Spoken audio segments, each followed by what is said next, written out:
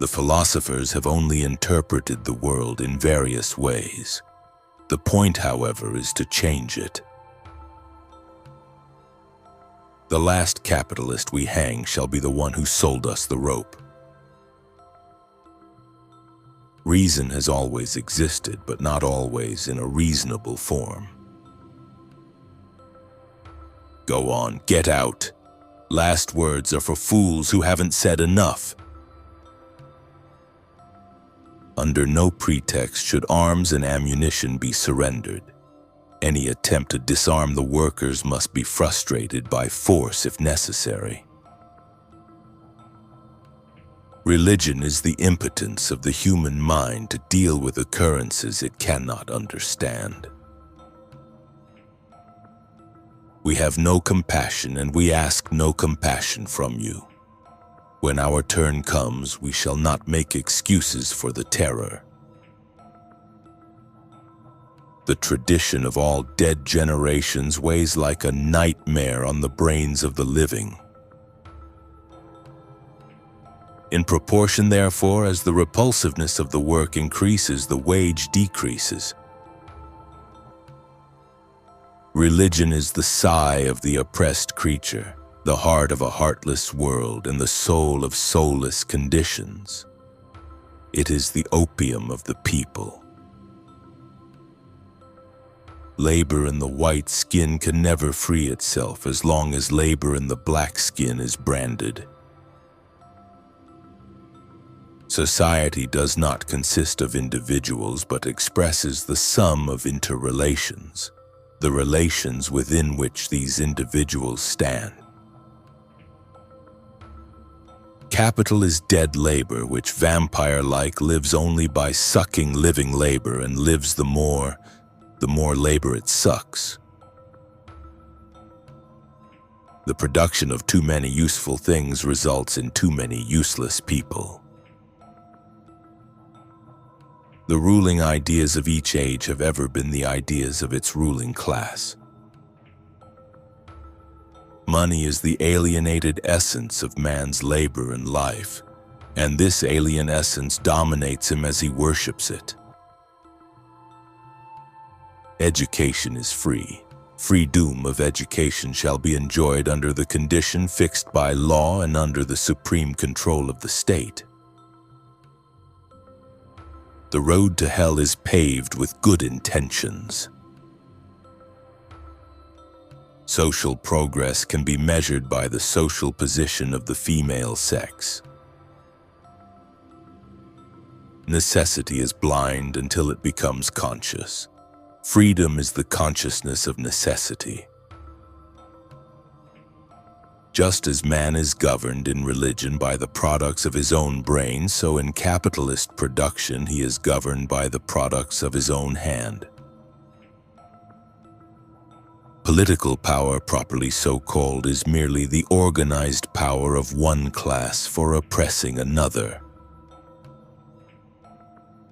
To be radical is to go to the root of the matter. For man, however, the root is man himself. Society as a whole is more and more splitting up into two great hostile camps.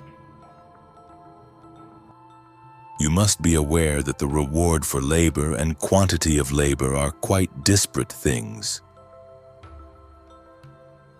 Merely quantitative differences beyond a certain point pass into qualitative changes. All science would be superfluous if the outward appearance and the essence of things directly coincided. The demand to give up the illusions about its condition is the demand to give up a condition that needs illusions. Philosophers have hitherto only interpreted the world in various ways. The point, however, is to change it. Workers of the world, unite. You have nothing to lose but your chains. From each according to their ability, to each according to their need. The bourgeois sees in his wife a mere instrument of production. Every opinion based on scientific criticism I welcome. The weapon of criticism obviously cannot replace the criticism of weapons. Material force must be overthrown by material force, but theory also becomes a material force once it has gripped the masses. In history as in nature, decay is the laboratory of life. The history of all hitherto existing society is the history of class struggles. Only in community with others has each individual the means of cultivating his gifts in all directions. Only in the community, therefore, is personal freedom possible. As in religion, man is governed by the products of his own brain. So in capitalistic production, he is governed by the products of his own hand. The tradition of past generations weighs like the Alps on the brains of the living. No revolution is made out of shame. I reply, shame is already revolution of a kind.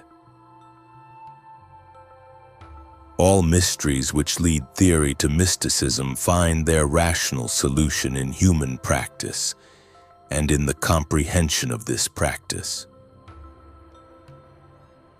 Man makes religion. Religion does not make man. Religion is indeed man's self-consciousness and self-awareness as long as he has not found his feet in the universe. The more of himself man attributes to God, the less he has left in himself.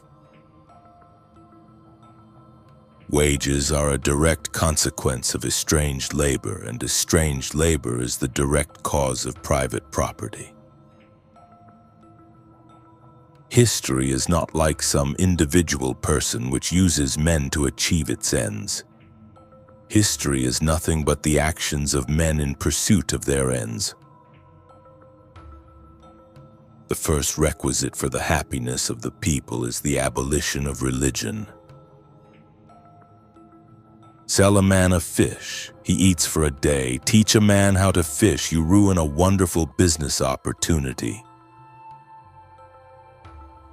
By destroying the non-capitalist milieu on which its expansion is based, capitalism undermines the conditions of its own growth. The true law of economics is chance, and we learned people arbitrarily seize on a few moments and establish them as laws. Time is everything, man is nothing. He is at most time's carcass.